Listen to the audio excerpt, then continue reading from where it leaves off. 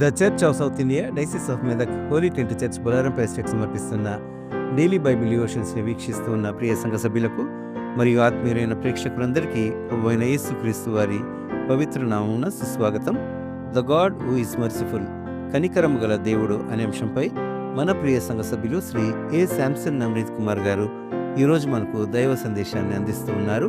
సందేశానికి ముందుగా మనల్ని కనికరంలో చూచి బ్రోమని మన యేసునాథునికి మనం విన్నవించుకునే ప్రార్థనా గీతాన్ని విందాం.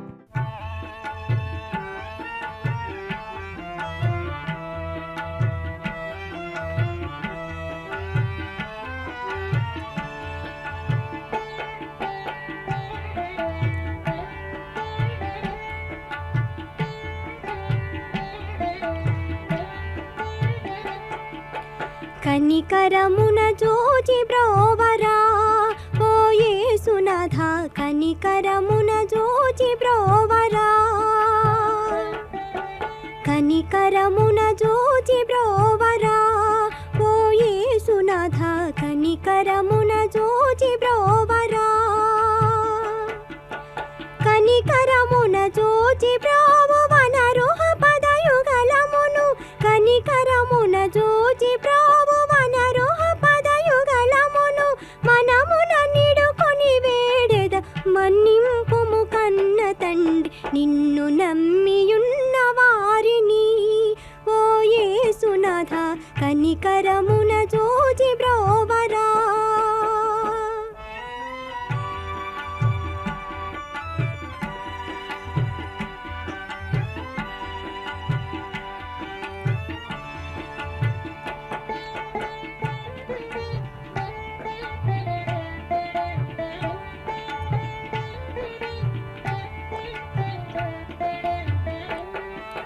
మరియోదరమున జననమై ఇహలోకమునకు దరియ వచ్చి సుజనుల బట్టి, మరియోదరమున జననమై ఇహలోకమునకు దరియ వచ్చి సుజనుల బట్టి, పరమ భక్తి వారి మదిని పాదు కొలిపి కరుణనేలి చరించెడు దేవదేవ శేఖరా, చరించెడు దేవదేవ శేఖర మమ్మేలు తండ్రి భీకర పాపముల దృంచి ఓ యేసునాథ, కనికరమున జోచి బ్రోవరా ఓ యేసునాథ, కనికరమున జోచి బ్రోవరా.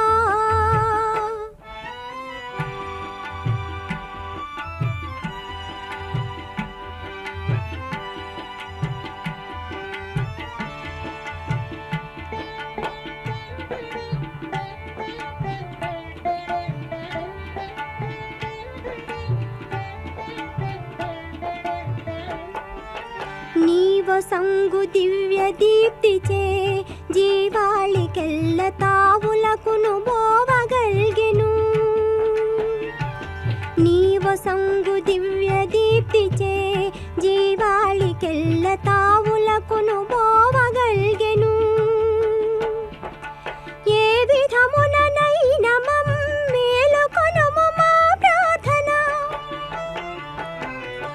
సావధానముగను తెలిసి సాయుధ్యముడాయింపుము పాయని దయతోడను ప్రభువా ఓ యేసునాథ, కనికరమున జోచి బ్రోవరా ఓ యేసునాథ, కనికరమున జోచి బ్రోవరా.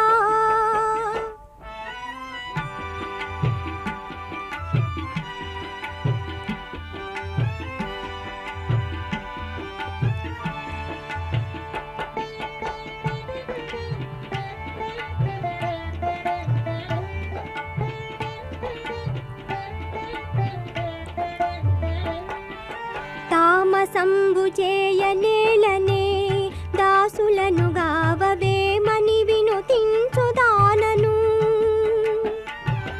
తామసంబు చేయనేలనే దాసులను గావవేమని వినుతించుదానను,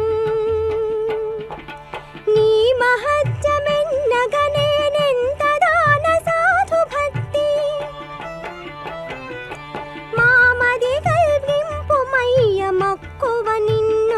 నిన్నే పెక్కుగతుల ప్రార్థించెదను.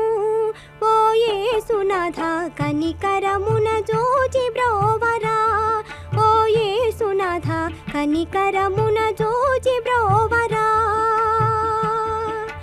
కనికరమున జోచి బ్రోవు వనరుహ పదయుగలమును.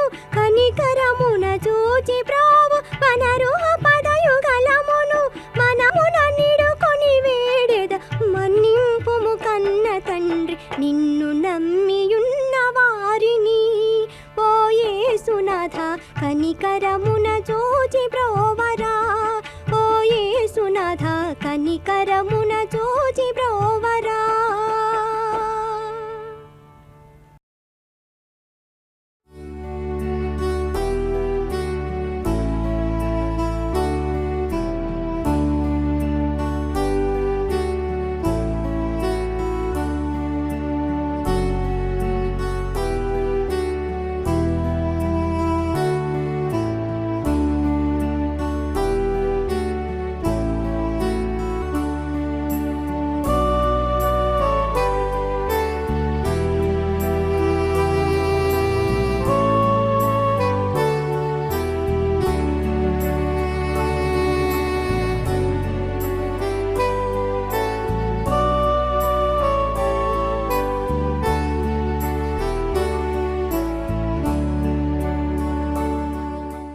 Praise the Lord. Holy trinity సంఘస్థులందరికీ యేసుక్రీస్తు ప్రభు నామంలో శుభవందనములు తెలుపుచున్నానండి. ఈ ప్రాతకాల అనుదిన వాక్య ధ్యానంలో మీ అందరినీ ఆహ్వానిస్తున్నాను. వాక్యంలో వెళ్ళక ముందు చిన్న ప్రార్థన చేసుకుందాం. పరిశుద్ధ పరిశుద్ధ పరిశుద్ధ నీ పాదములకు అనేక వందన స్తోత్రం తెలియపరుచుకుంటున్నాం తండ్రి. అద్వితీయుడా, ఆది సంభూతుడా, ఈ ప్రాతకాల సమయంలో ప్రభా నీ వాక్యం ధ్యానించుండగా ప్రభా నీ యొక్క ప్రభా పరిశుద్ధాత్మ దేవ ఆ పరిశుద్ధాత్మ ద్వారా మమ్మల్ని అభిషేకించి వాక్యంలో ముందుకు నడిపించమని వేడుకుంటాం తండ్రి. నీ దీనదాసుడైన నన్ను ప్రభా నీ శిల్వ చాటను మరుగుపరుచుకొని నీవే ఘనత మహిమ పొందుకొని నీ వాక్యాన్ని మా హృదయంలో భద్రపరిచి దాన్ని ఫలింపచేయమని నజరేయుడైన యేసుక్రీస్తు అతి పరిశుద్ధంగా ప్రార్థించి వేడుకుంటాం తండ్రి. ఆమేన్. మరి ఈరోజు వాక్యము మనకి ద్వితీయ ఉపదేశ కాండం లోపల 4వ అధ్యాయం లోపల 31వ వచనము దేవుని యొక్క కనికరం గురించి ఈరోజు కొద్దిగంత మనం మాట్లాడుకుంటాం.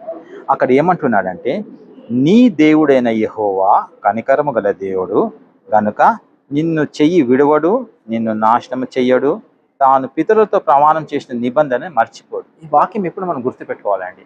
ఆయన మనల్ని నాశనం చెయ్యడు.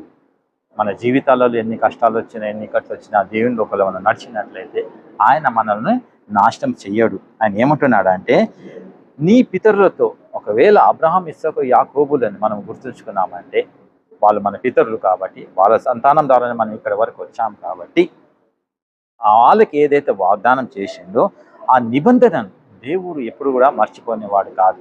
ఆయన మాట ఇస్తే అది తప్పకుండా జరుగుతుంది. కాబట్టి ఎన్నోసార్లు మనం అనుకుంటామో దేవుడు మనం ఎందుకు జాలి పడట్లేదు, దేవుడు ఎందుకు మనల్ని కనికరిస్తారు అని.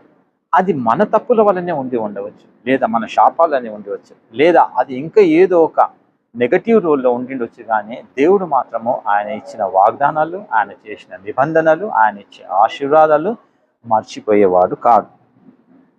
ఎందుకంటే అక్కడ ఏమంటున్నాడంటే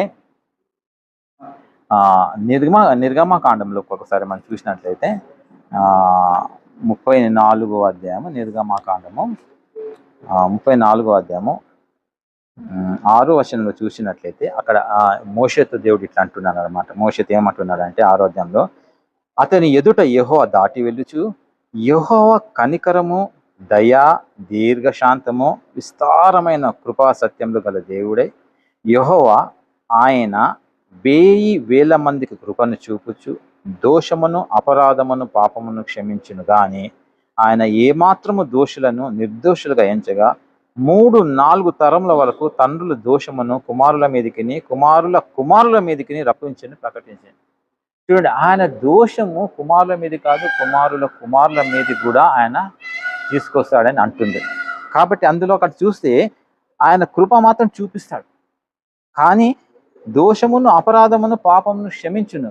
మళ్ళీ అక్కడ కానీ ఏ మాత్రం దోషులను నిర్దోషులుగా ఎంచాడు కదా. కానీ యేసుక్రీస్తు ప్రభు వచ్చిన తర్వాత, ఆయన శిలువ మీద మరణమైన తర్వాత ఆయన దిమలో మన పాపలు ఒప్పుకొని మన పాపలంతా ఆ శిలువ మీద మేకులతో కొట్టిన తర్వాత ఆయన కృప ఎంత ఉంటుందంటే మన ఎంత పాపంలో కూడా మన నిర్దోషిగా చేస్తాడు. మన మారు మనసు పొంది ఆయన యొక్క బల్లలో పాల్గొని ఆయన రక్తమును మనం సేవించి ఆయన శరీరమును మనం తిని అప్పుడు ఏమవుతుందంటే యేసుక్రీస్తుతో అంటగట్టబడిన వారం అవుతాం. కాబట్టి ఈ యొక్క దోషాలు మన మీద నుంచి ఎన్ని దోషాలు ఉన్నాయో అవన్నీ వెళ్ళిపోతాయి. కానీ ఏదైతే కనికరం గల దేవుడు అయితే ఉన్నాడో ఆయన ఏది నిబంధన చేసుకుంటో ఆ నిబంధనను మాత్రం ఆ ఆశీర్వాదాలు మాత్రము ఆయన మన ఎల్లప్పుడూ కొమ్మరిస్తూనే ఉంటాడు. తరతరములకు ఆయన దోషాలు గుర్తుంచుకున్నా కానీ మన మీద మాత్రం ఆశీర్వాదాలు యేసుక్రీస్తు ప్రభు ద్వారా మనము ముందుకు జీవంలో సాగిపోతూ ఉంటే అవన్నీ తొలగిపోయి మన పైన ఆశీర్వాదాలు సంపూర్ణంగా వస్తూ ఉంటాయి. ఇంకో వాక్యం సంఖ్యాకాండంలో మనం చూసినట్లయితే సంఖ్యాకాండము 14వ అధ్యాయం లోపల 17వ వచనం మనం చూసినట్టు ఏమని ఉందంటే, యెహోవా దీర్ఘశాంతుడును కృపాతిశయుడును మరియు దోషమును అతిక్రమను పరిహరిస్తాడు. ఎంత ఆయన దయామయుడు అంటే ఎంత ఘోర పాపినైనా ఆయన క్షమిస్తాడు. కానీ నువ్వు ముందుకు వచ్చి మోకరిల్లి ఆయన దగ్గర క్షమాపణ అడుక్కొని ప్రాయశ్చిత్తంగా ఆయనతో నీ మారు మనసు పొంది నీ పాపాలకు ప్రాయశ్చిత్తం పొందిన వాడైతే తప్పకుండా ఆయన పరిహరించేవాడు. అపరాధిని నిరపరాధిగా ఎంచగా 3-4 తరముల వరకు తండ్రుల దోషమును కుమారుల మీద తెచ్చిన వాడే ఉన్నాడని నీవు చెప్పిన మాట చొప్పున నా ప్రభు యొక్క బలము గణపరచడం గాక. అంటే అపరాధి అయితే ఉన్నాడో ఒకవేళ నువ్వు దోషాన్ని నువ్వు ఒప్పుకోకుండా యేసుక్రీస్తు ప్రభువుని అనుసరించకుండా ఆయననే జీవము సత్యము మార్గం అని అనుసరించకుండా ఉన్నట్లయితే ఆ దోషము 4 తరం వరకు నీ మీద వస్తూనే ఉంటుంది. కాబట్టి ఎల్లప్పుడూ మనము ఈ బల్లని ఎప్పుడు మిస్ చేయదు. ఎప్పుడు మనకు అవకాశం తీసుకుంటే ఆయన శరీరంతో మనం అంటగట్టబడి ఉండాలి. ఆయన రక్తం మన శరీరంలో ప్రవహిస్తూ ఉండాలి. అప్పుడే అపవాది మనల్ని ఏమీ చేయలేడు. ఎన్ని కష్టాలు పెట్టినా ఎన్ని ఇబ్బందులు వచ్చినా దేవుడు దీర్ఘశాంతుడు కాబట్టి ఆయన కనికరము మన మీద ఎల్లప్పుడూ ప్రవహిస్తూనే ఉంటుంది. మరి అదేవిధంగా ఇంకొకటి కీర్తనలో మనం చూసినట్లయితే మనకంత సుపరిచిత పరిచయమే కీర్తన లోపల ఉన్నది. 145 కీర్తన లోపల ఏమని ఉంటుందంటే 8, 9, 10 మనం చూసినప్పుడు యెహోవా దయాదాక్షణ్యులు గలవాడు, ఆయన దీర్ఘశాంతుడు కృపాతిశయం గలవాడు, యెహోవా అందరికీ ఉపకారి, ఆయన కనికరములు ఆయన సమస్త కాలముల మీదనున్నవి. యెహోవా నీ క్రియలన్నీ నీ కృతజ్ఞాస్తుతులు చెల్లించుచున్నవి, నీ భక్తులు నిన్ను స్తుతించుచున్నారు. ఆయన ఎప్పుడు చూసినా కనికరించే దేవుడే కానీ జాలిపడే దేవుడు కానీ శిక్షించే దేవుడు కాదు. అది మన హృదయాల కఠినత్వం బట్టి ఆయన శిక్షిస్తాడు. కానీ ఆయన ఎల్లప్పుడూ శాంతి దయగలవాడు. అందుకే ప్రతి ఒక్కరు ఎల్లప్పుడూ ఆయన కృతజ్ఞతలు చెల్లిస్తూ ఉంటారు. దావీదు తన జీవితం లోపల ఎన్నో పాపాలు చేశాడు, అంటే ఎంతో దేవునికి విరుద్ధం పోయాడు. కానీ ఆయన తిరిగి మారుమనసు పొంది ప్రాశ్చిత్తపడ్డప్పుడు దేవుడు ఆయన మీద కనికరపడ్డాడు. అదేవిధంగా ఎంతోమంది భక్తులను మనం బైబిల్లో చూస్తూ ఉంటాం. వాళ్ళు ఎంతోమంది తప్పులు చేశారు, తప్పులు చేయలేదని కాదు. ఎందుకంటే యేసుక్రీస్తు ప్రభు ఒకటే పాపరహితుడు. మిగతా మానవులంతా పాపంలో పుట్టి మానవులు కాబట్టి పాపంలోనే ఉన్నాం కాబట్టి బలహీనులం కాబట్టి మనం పాపంలోనే పడిపోతూ ఉంటాం. కానీ బైబిల్ ఏమంటుందండి, నీతిమంతుడు 7 సార్లు పడినాను తిరిగి లేచుడు. నువ్వు పడిపోతుండొచ్చు, మళ్ళీ తిరిగి లేవు, మళ్ళీ తిరిగి దేవుని దగ్గర మోకరించు, మళ్ళీ దేవుని బ్రతిమాలు, తప్పకుండా కనికరిస్తారు. అపవాది మనల్ని దేవుని దగ్గర రాకుండా ఎన్నో భ్రమలు పెట్టి ఆపదలలో మనల్ని పడవేసి శ్రమలలో ఇక్కట్లో ఇబ్బందులు పడవేసి మన యొక్క దృష్టిని దేవుని మీద ఉంచకుండా ఆయన తన దిక్కు తిప్పుకునే ప్రయత్నాలు ఎన్నో చేస్తూ ఉంటాడు. కానీ మనం నిజంగా దేవునికి మొరపెట్టినప్పుడు మన దేవుడు వినే దేవుడు కాబట్టి మన మొరలు తప్పకుండా విని మనల్ని తప్పకుండా ఆ ఒక ఆపద నుంచి ఆ ఒక శ్రమ నుంచి మనల్ని రక్షిస్తూ ఉంటాడు. మన సంఘము లోపల ఎన్నో కష్టాలు, మన సంఘంలో ఎన్నో అవమానాలు, మన సంఘంలో ఎన్నో గొడవలు, కానీ దేవుని యొక్క కృప ఉన్నప్పుడు, దేవుని యొక్క కనికరం ఉన్నప్పుడు, దేవుని యొక్క దీర్ఘశాంతి ఉన్నప్పుడు మనము మోకరిల్లి మన సంఘం కోసం ప్రార్థిస్తున్నప్పుడు, మన సంఘస్థుల కోసం ప్రార్థిస్తూ, మన కుటుంబస్తుల కోసం ప్రార్థిస్తూ, మన సహోదరుల కోసం ప్రార్థిస్తూ, మన రక్త సంబంధుల కోసం ప్రార్థిస్తున్నప్పుడు మన జీవితాలలో కూడా ఎన్నో అద్భుతాలు ఎన్నో ఆశీర్వాదాలు జరుగుతూ ఉంటాయి. ఎందుకంటే దేవుడు కనికరం గల దేవుడు. ఆయన కనికరము ఎంతో గొప్పది. దేవుడు దీర్ఘశాంతుడు కాబట్టి ఎల్లప్పుడూ దేవుణ్ణి మనం స్తుతిస్తూ ఆరాధిస్తూ ఆయన కనికరము పొందుకుంటూ మన జీవితాల్లో ముందుకు సాగుతూ ఉండాలి. దేవుడి కొద్ది వాక్యాలను మన ఆత్మీయ మేలుకై దీవించునుగాక. ఆమేన్.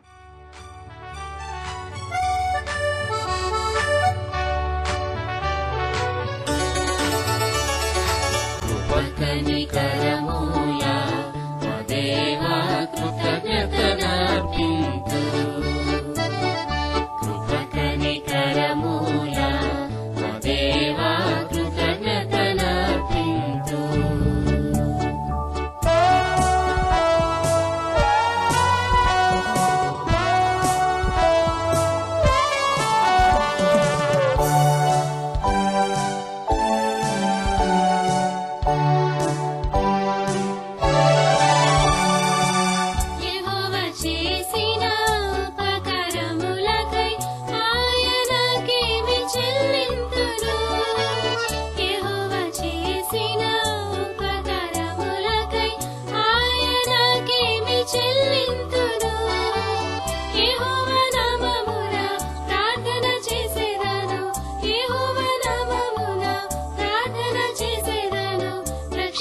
పాత్ర చెబుని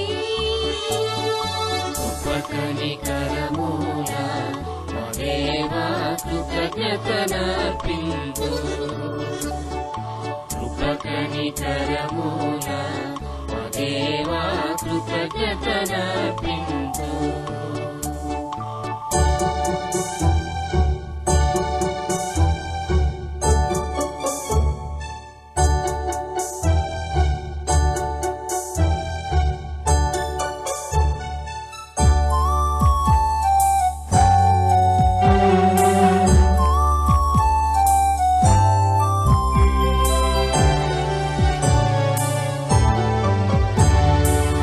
దూషకుడను హింసకుడను హానికారుడనై ఉంటిని దూషకుడను హింసకుడను హానికారుడనై ఉంటిని దాసునిగా నన్ను చేసికొంటివి దాసునిగా నన్ను చేసికొంటివి దోషముల బాపి